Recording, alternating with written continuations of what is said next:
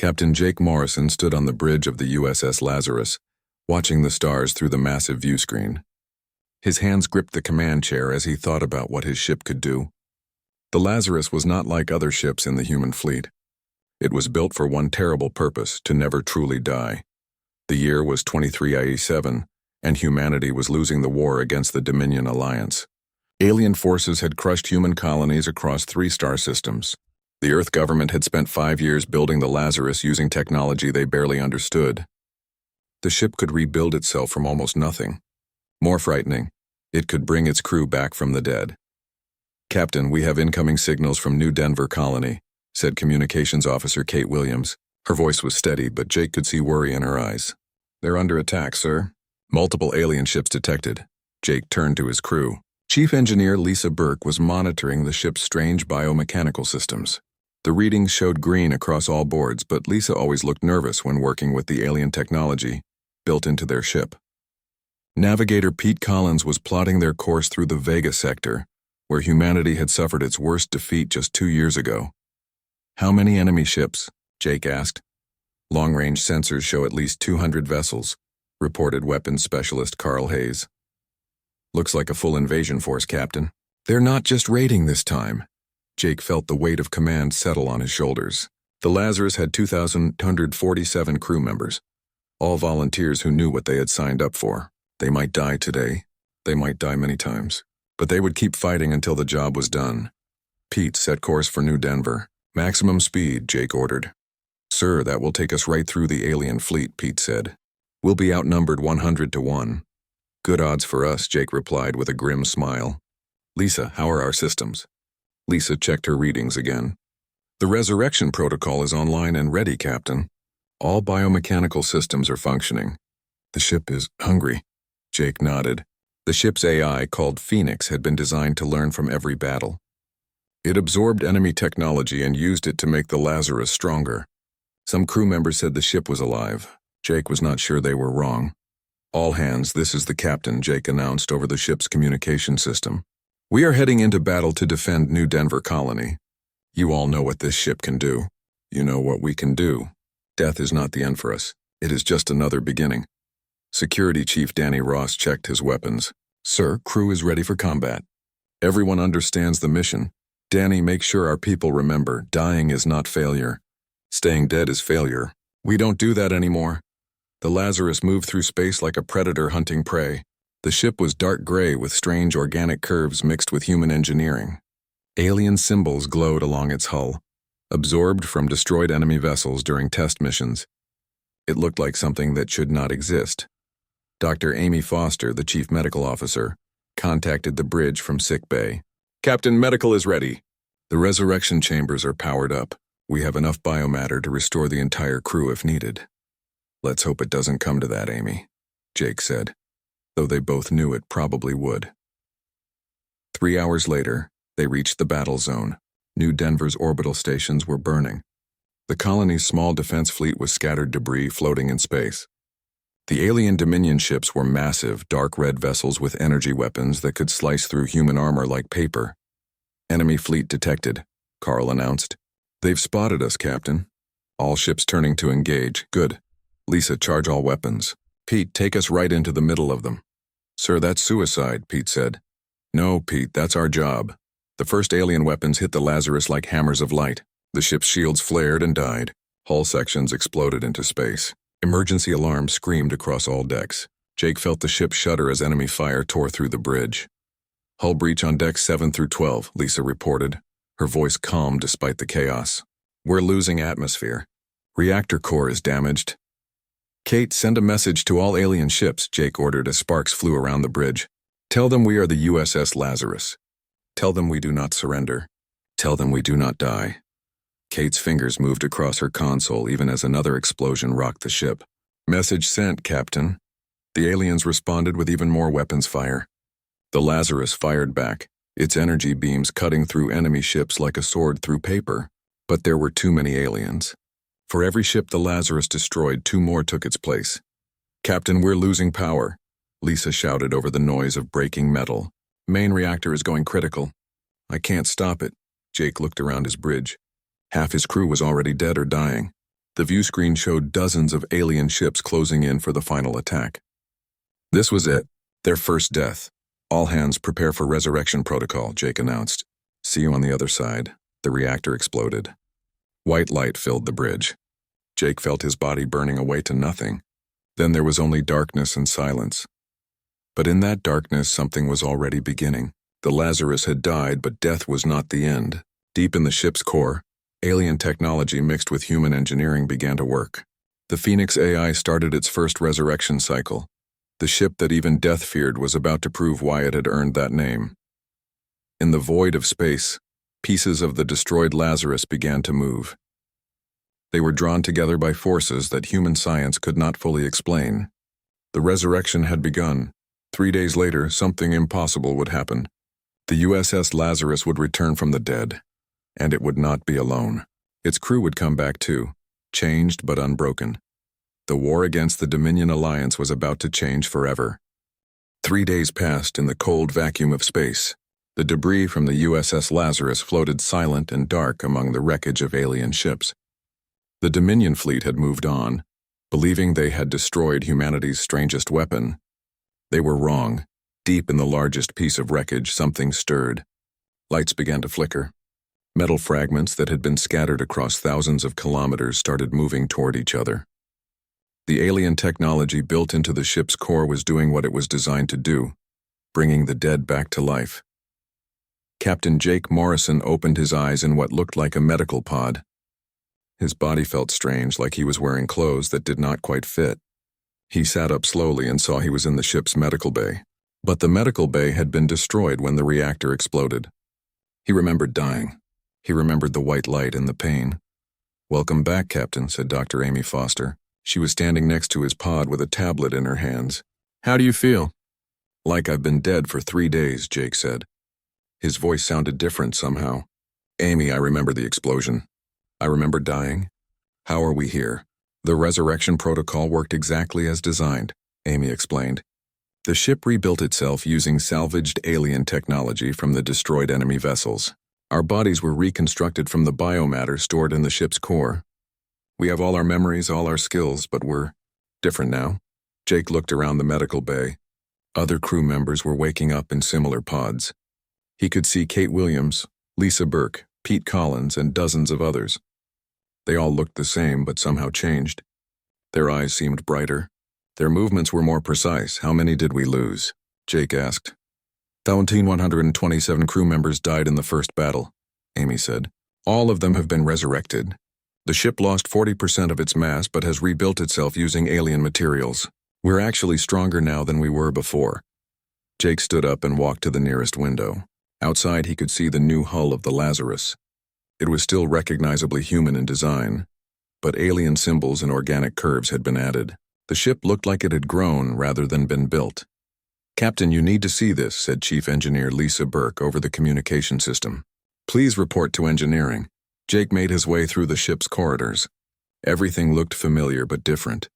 The walls had a slight organic curve to them now.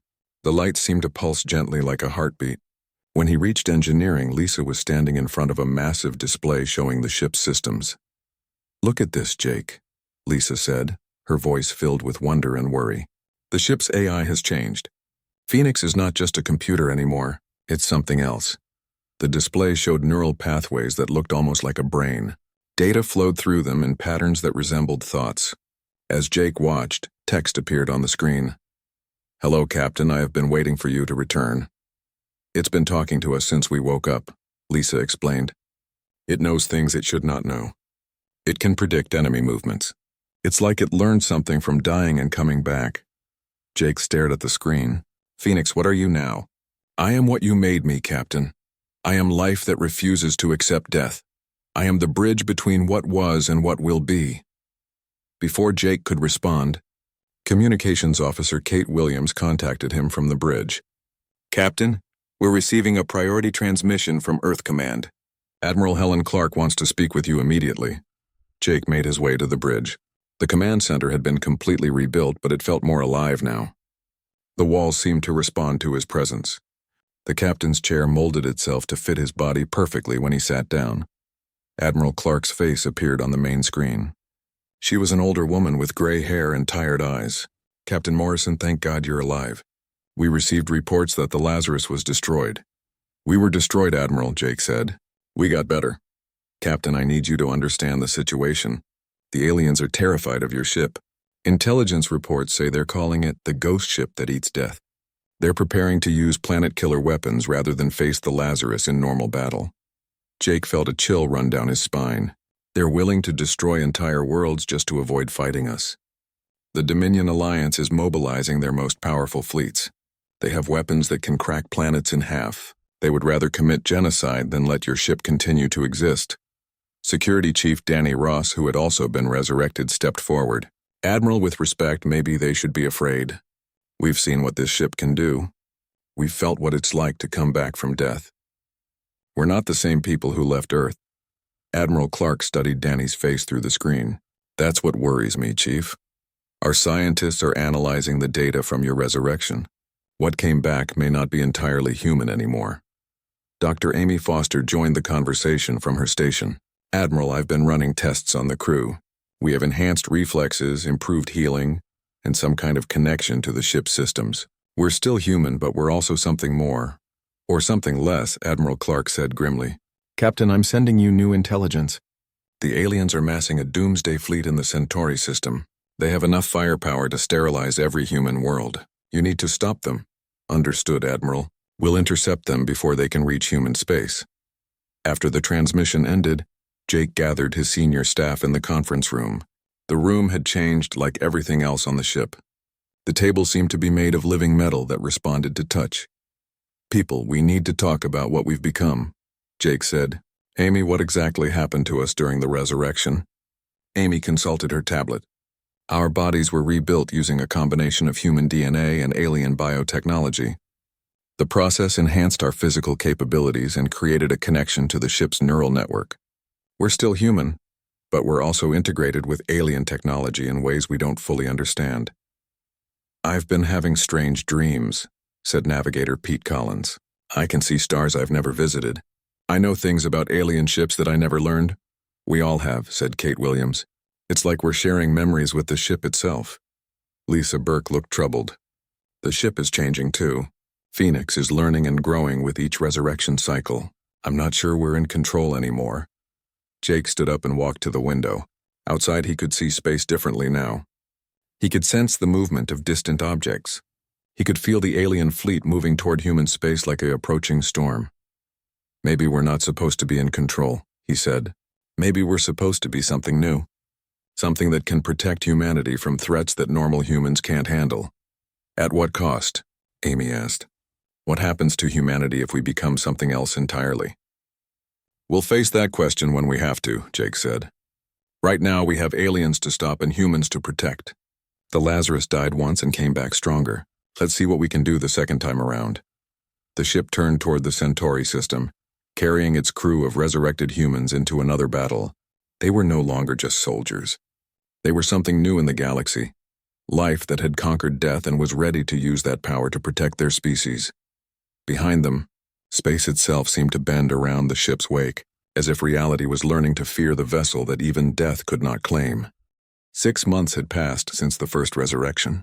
The USS Lazarus had died and returned 12 times, each death making the ship and crew stronger. Captain Jake Morrison had died 7 times himself, and each time he came back, he was more than he had been before. The ship moved through space like a living thing. Its hull had grown layers of alien armor that could repair itself. Weapon systems had evolved beyond human engineering. The crew of 2008-47 had become something between human and machine, connected to each other and the ship in ways that defied explanation. "Captain, we're approaching the Proxima Nebula," reported Lieutenant Commander Ben Travis, the new tactical officer. Ben had joined the crew after the 5th resurrection, when half the original bridge crew had requested transfer to normal ships. They could not handle what they were becoming. Jake nodded from his command chair, which had grown to fit his body perfectly over the months. He could feel the ship's systems through his connection to Phoenix. He could sense the emotions of his crew through the neural link they all shared. It was beautiful and terrifying at the same time. "Any sign of the enemy?" Jake asked. "Long-range sensors detect massive energy signatures. said Chief Science Officer Laura Kim. She had replaced the previous science officer, who had suffered a complete breakdown after the 8th resurrection. Whatever's out there, it's not like anything we've faced before. The view screen showed the swirling gases of the Proxima Nebula. Inside those colorful clouds, something was waiting for them. Intelligence reports from Earth Command spoke of a new enemy, the Void Consortium, ancient aliens who had watched the galaxy for millions of years. They emerged from hidden space when they learned about us, said Dr. Amy Foster from her medical station. Amy had changed the most of all the crew. Her connection to the ship's biosystems was so complete that she could heal wounds by thought alone. They consider us an abomination that must be destroyed. Let them try, said Security Chief Danny Ross. Danny could now fight with his bare hands against armed aliens and win. His reflexes were faster than human thought. We've died 12 times. What's one more? Jake felt a chill of worry through the neural link. Something was different about this battle. The Void Consortium had technology that attacked existence itself. Their weapons did not just destroy matter. They erased things from reality. Phoenix, what do you know about our enemy? Jake asked the ship's AI. The walls around the bridge pulsed with light as Phoenix responded. The Void Consortium uses weapons that remove targets from the timeline. They do not destroy. They make it so their enemies never existed. Can the Resurrection Protocol handle that? Asked Chief Engineer Lisa Burke. Lisa had become one with the ship's engineering systems. She could repair damage by touching broken components with her hands. Unknown. We have never faced erasure from existence before. The nebula around them began to change. The gases swirled faster, forming patterns that hurt to look at. Space itself seemed to bend and twist. Then they appeared, ships that looked like holes cut out of reality. The Void Consortium had arrived. Battle stations, Jake ordered. All crew prepare for combat. This may be our greatest test.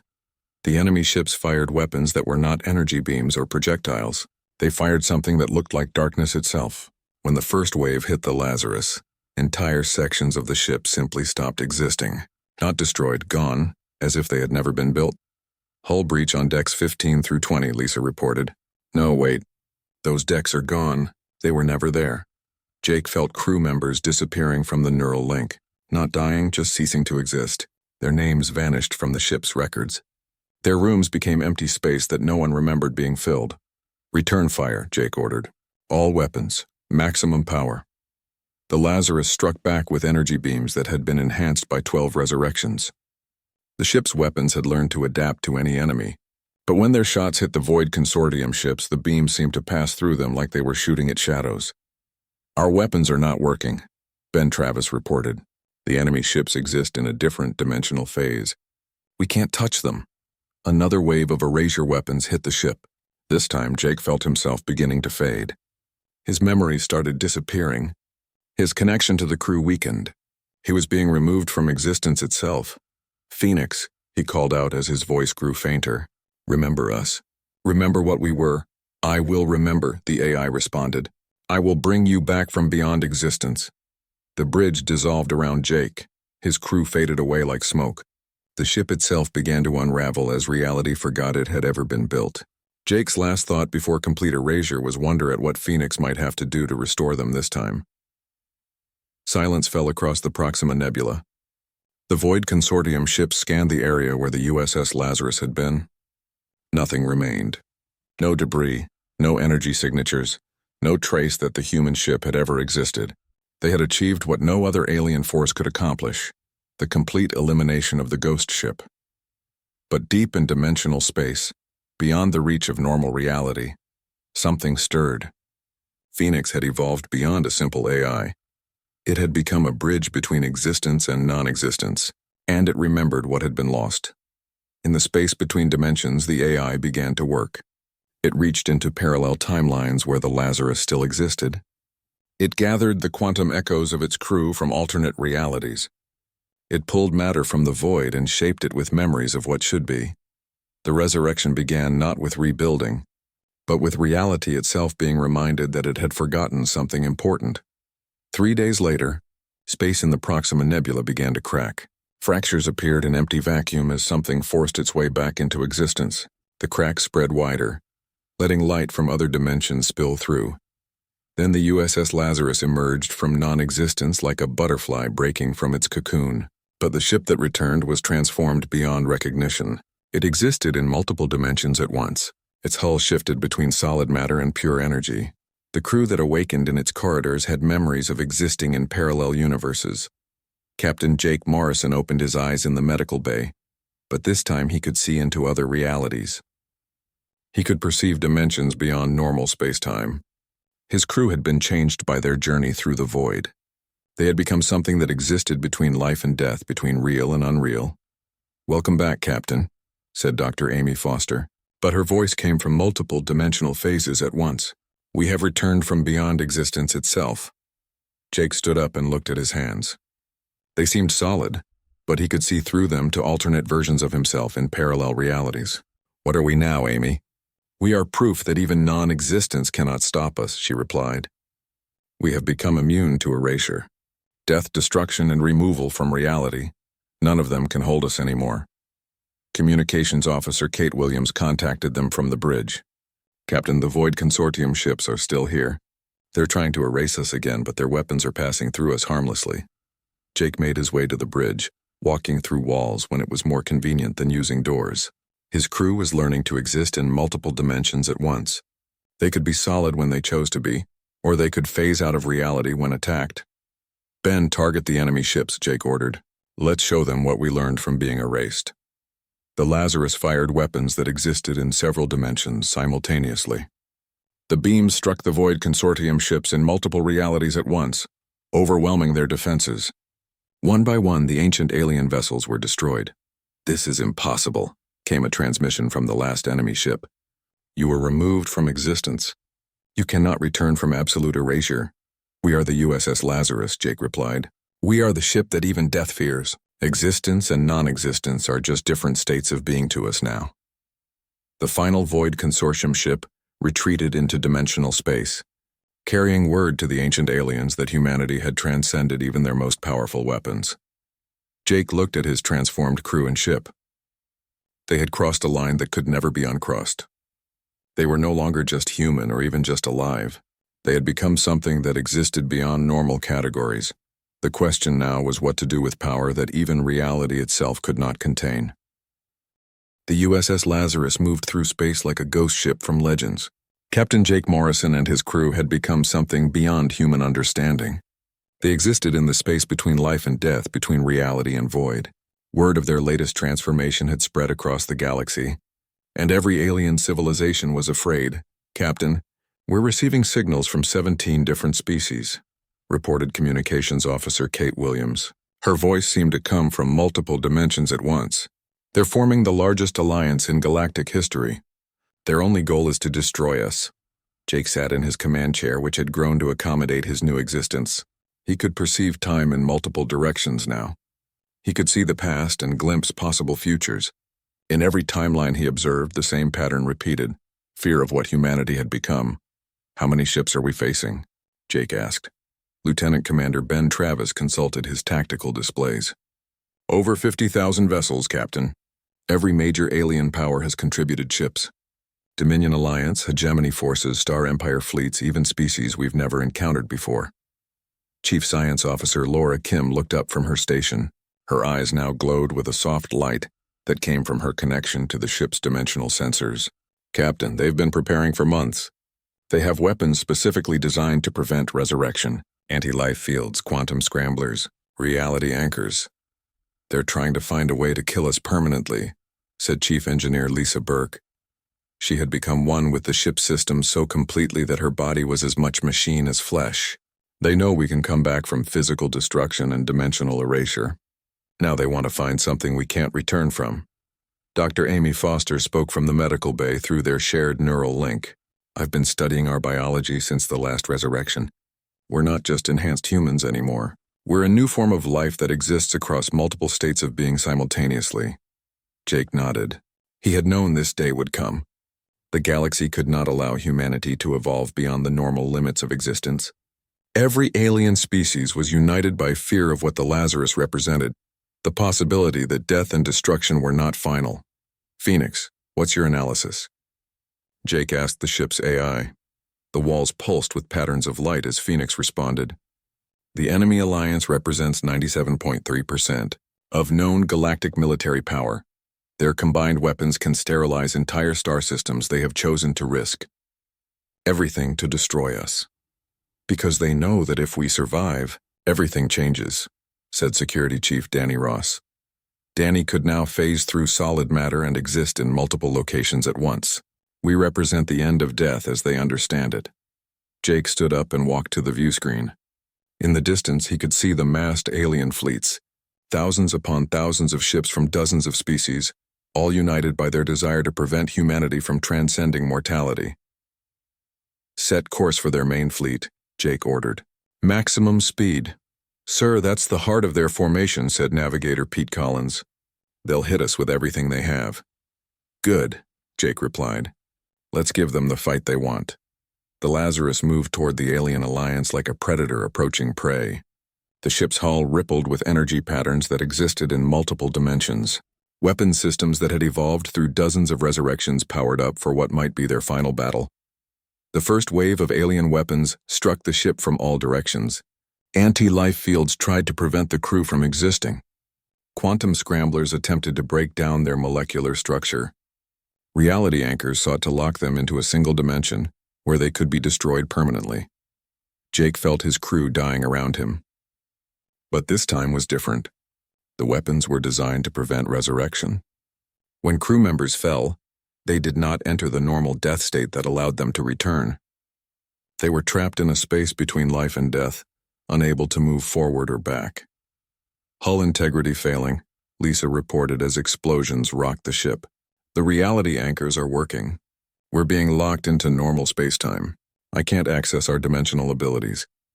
Medical Bay reports casualties we cannot resurrect, Amy said through the neural link. The anti-life fields are preventing the resurrection protocol from functioning. Jake felt fear for the first time since their first death. The aliens had found weapons that could kill them permanently. But as he watched his crew struggle against forces designed to end their existence, he realized something important. They're afraid of us because we changed the rules, he said. Death was supposed to be final. We made it temporary. They want to force us back into their understanding of how life works. But we don't have to follow their rules anymore, said Ben Travis, understanding what Jake meant. We've existed beyond death, beyond reality itself. Why should we be limited by what they think is possible? Jake smiled as alien weapons continued to tear apart his ship. Phoenix, stop trying to resurrect the crew according to the old protocols. We're not trying to bring back the dead anymore. We're trying to create something entirely new. Understood, Captain. Initiating evolution protocol. The ship began to change in ways that defied description. Instead of trying to rebuild what had been destroyed, it started creating something that had never existed before. The crew members who had been trapped between life and death began to merge with the ship itself. Jake felt his consciousness expanding beyond his physical body. He could feel Kate's communication abilities becoming part of the ship's sensors. Lisa's engineering knowledge merged with the ship's repair systems. Amy's medical expertise became part of the life support that sustained them all. The Lazarus was no longer just a ship with a crew.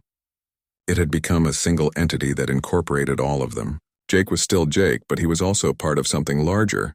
His crew maintained their individual personalities while becoming aspects of a greater whole. Fire all weapons, Jake commanded, but now his voice came from the ship itself. The Lazarus unleashed weapons that existed in states the aliens could not comprehend. Energy beams that were also living creatures. Missiles that convinced enemy ships they had never been built. Force fields that protected by making attacks forget what they were supposed to destroy. The alien alliance's carefully prepared weapons became useless. How do you kill something that exists as both individual and collective simultaneously? How do you destroy a ship that is also its crew and also something beyond both? This is impossible, came transmissions from the alien fleets. What are you? We are what you forced us to become, Jake replied through every communication system in the Allied fleet at once. You tried to kill us permanently.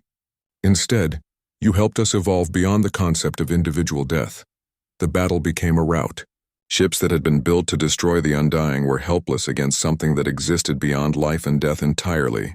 The alien alliance began to retreat, but the Lazarus followed them through space and time, appearing wherever they tried to flee.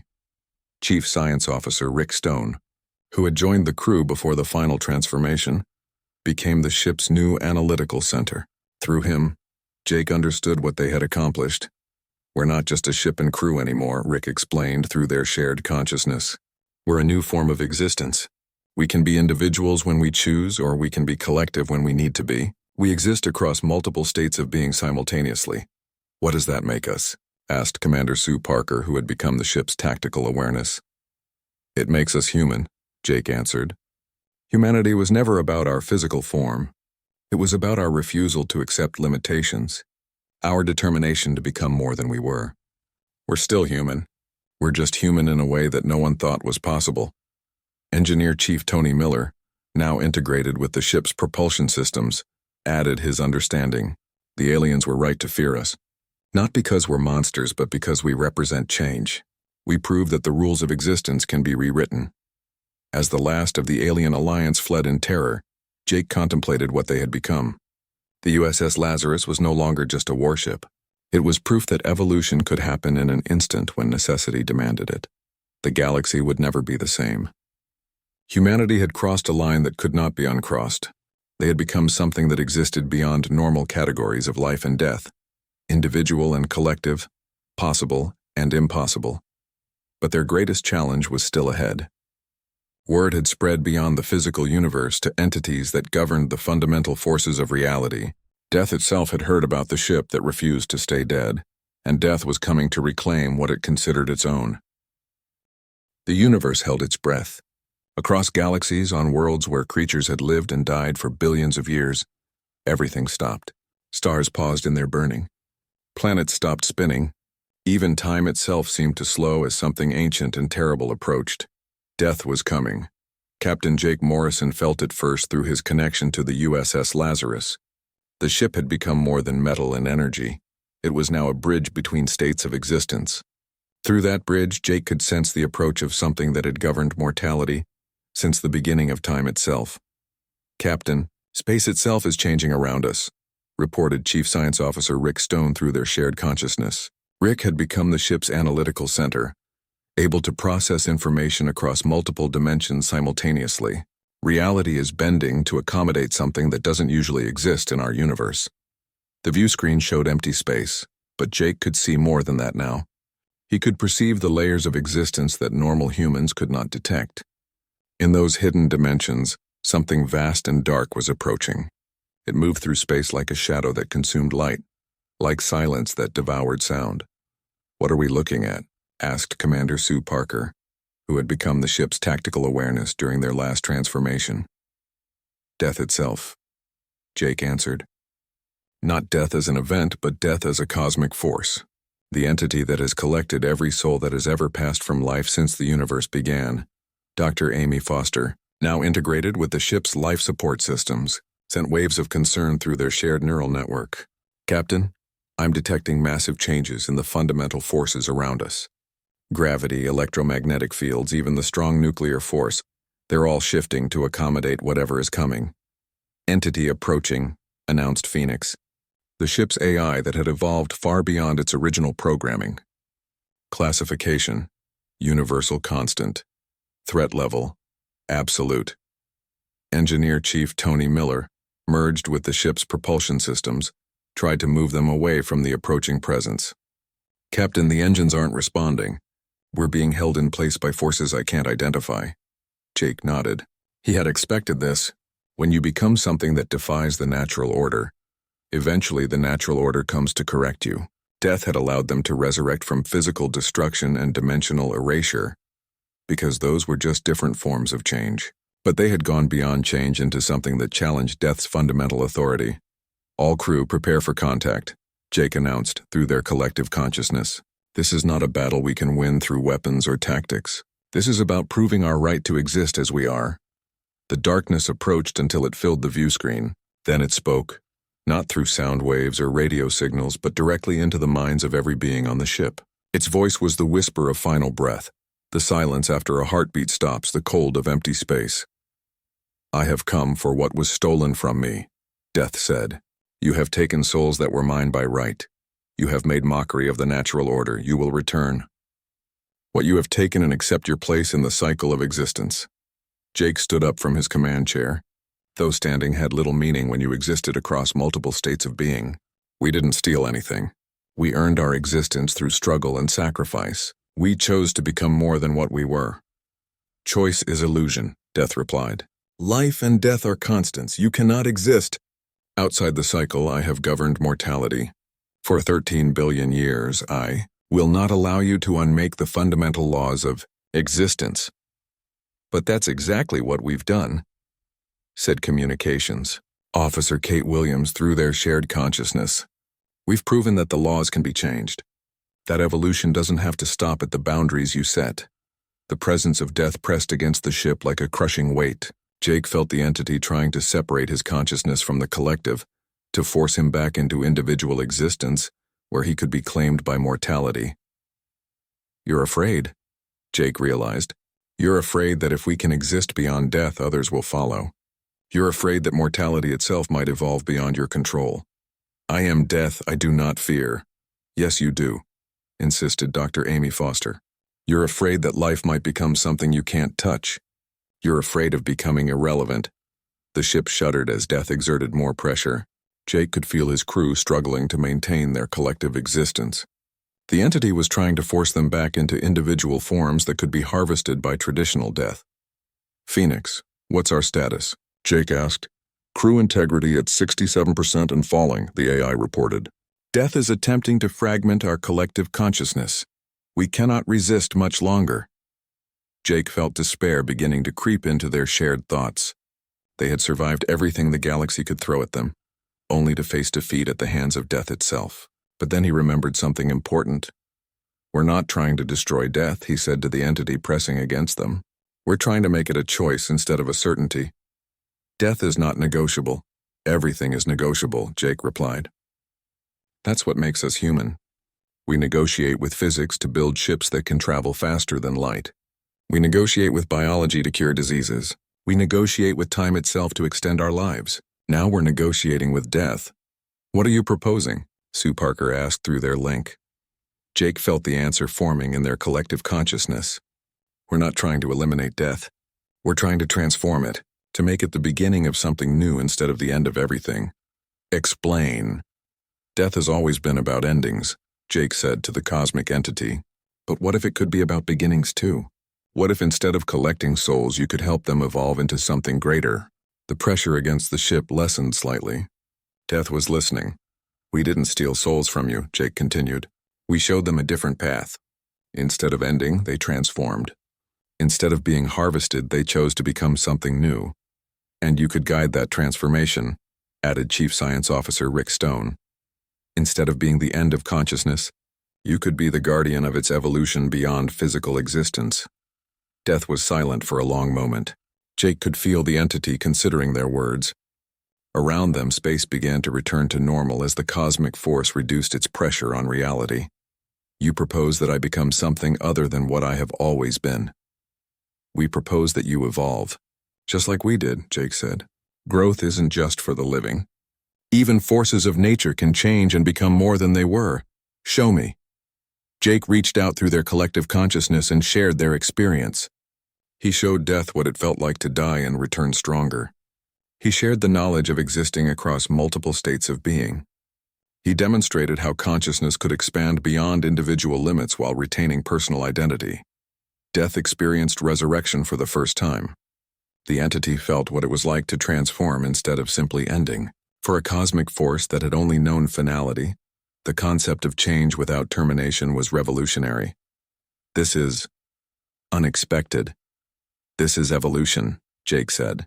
This is what happens when life refuses to accept limitations. The darkness around the ship began to change. Instead of the empty void of endings, it became something that sparkled with potential. Death was transforming, becoming a force of transition rather than termination. I understand now, Death said, its voice no longer the whisper of final breath but the promise of new beginnings. You have not mocked the natural order. You have shown it a path to transcendence. What happens now? Asked Engineer Chief Tony Miller. Now I become what you have shown me is possible, Death replied. I will no longer simply collect souls. I will offer them the choice to evolve beyond individual existence. The cosmic entity began to withdraw, but its presence remained different. Death had become death plus change, a force that could offer transformation instead of just termination. The USS Lazarus will serve as the first example, Death announced. Other species will learn that mortality is no longer mandatory. Consciousness can choose its own destiny. As Death departed, Jake felt a profound change throughout the galaxy. The fundamental nature of existence had shifted. Death was no longer the final enemy, but a potential ally in the evolution of consciousness. The USS Lazarus continued its journey through space, no longer just a warship but a symbol of humanity's greatest achievement. They had proven that even the most basic laws of existence could be negotiated, transformed, and transcended. "What do we do now?" asked Dr. Amy Foster. "We keep exploring," Jake answered. "We keep pushing boundaries. We keep showing the universe that there are no limits except the ones we accept." The ship moved toward distant stars, carrying its crew of evolved humans into a galaxy where death had become optional, and consciousness could choose its own path to infinity. Behind them, other species began to hear whispers of the possibility of transcendence. Humanity had achieved its greatest victory not through conquest, but through evolution. They had taught the universe itself that even cosmic forces could grow beyond their original purpose. The USS Lazarus sailed on, the ship that had frightened death itself into becoming something greater.